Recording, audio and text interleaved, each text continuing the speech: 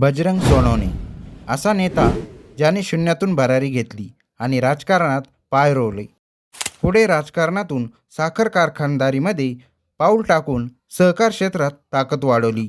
साखर कारखानदारीमुळे भल्या भल्यांचे नाके नऊ आले, पण बजरंग सोनवणे यांनी कारखानदारीत यशाचा उच्चांक गाठला.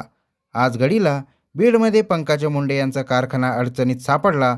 त्याच जिल्ह्यामध्ये बजरंग सोनवणे यांनी यशस्वी कारखानदारीचा पॅटर्न सेट केलाय. एवढेच काय तर बजरंग सोनवणे यांनी जिल्ह्याची वेस ओलांडली आणि सोलापूरच्या बार्शीमध्ये साखर कारखानदारीचा दुसरा प्रयोगही यशस्वी केला. बजरंग सोनवणे यांच्या यशस्वी कारखानदारीचा पॅटर्न नेमका कसा आहे?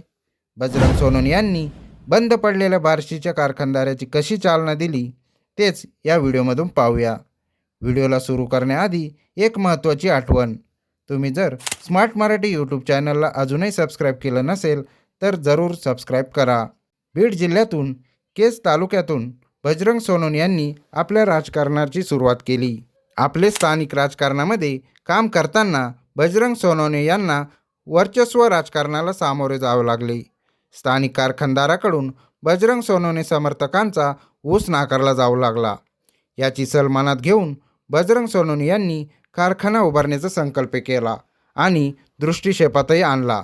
2012मध्ये बीड जिल्ह्यातील केज तालुक्यामध्ये येडेश्वरी शुगर कारखान्याची मुहूर्तमेढ रोवली. 2013मध्ये अजित पवारांच्या हस्ते पहिला गळीत हंगामाला सुरुवात झाली. गेल्या 10 वर्षापासून सलग गाळप सुरू आहे. 2022 ते 2023मध्ये 7 लाख टनाचा गाळप झाला. 2024 या वर्षामध्ये 4.5 लाख टन ऊसाचे गाळप झाले.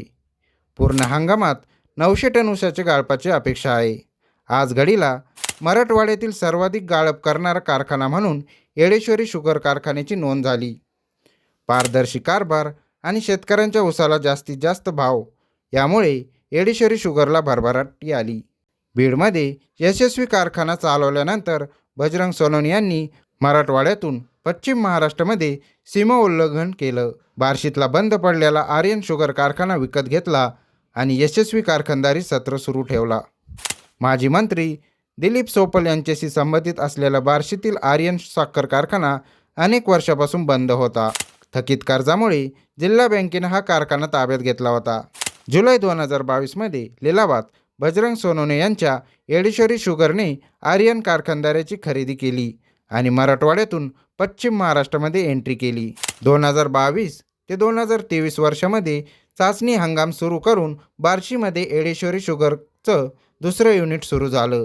तर 2023 ते 24 वर्षातील हंगामामध्ये आतापर्यंत 1 लाख टन ऊसाच्या गाळपाचा टप्पा ओलांडला. बार्शीमध्ये यशस्वी कारखाना चालवल्याने तालुक्यातील शेतकऱ्यांच्या ऊसाचा प्रश्न निकाली लागला.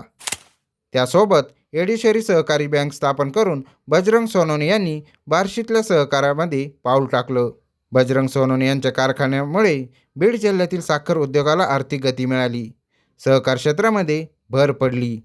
त्याचप्रमाणे बार्शीमध्ये साखर कारखान्याचा भोंगा पेटवून बजरंग सोनवणे यांनी सोलापूरच्या साखर कारखानदारीचा जोर अधिकच वाढवला. एका सामान्य शेतकरी पुत्रानं साखर उद्योगाला चालना दिल्याने बजरंग सोनवणे यांच्या यशस्वी कारखानदारीबाबत सर्वत्र कौतुक होते. बजरंग सोनवणे यांच्या यशस्वी कारखानदारीच्याबद्दल तुम्हाला काय वाटतं आम्हाला कमेंटमध्ये जरूर कळवा. आणि जर हा व्हिडिओ तुम्हाला आवडला असेल तर व्हिडिओला लाईक करा, शेअर करा आणि आमच्या स्मार्ट मराठी यूट्यूब चॅनलला सबस्क्राईब करा. धन्यवाद.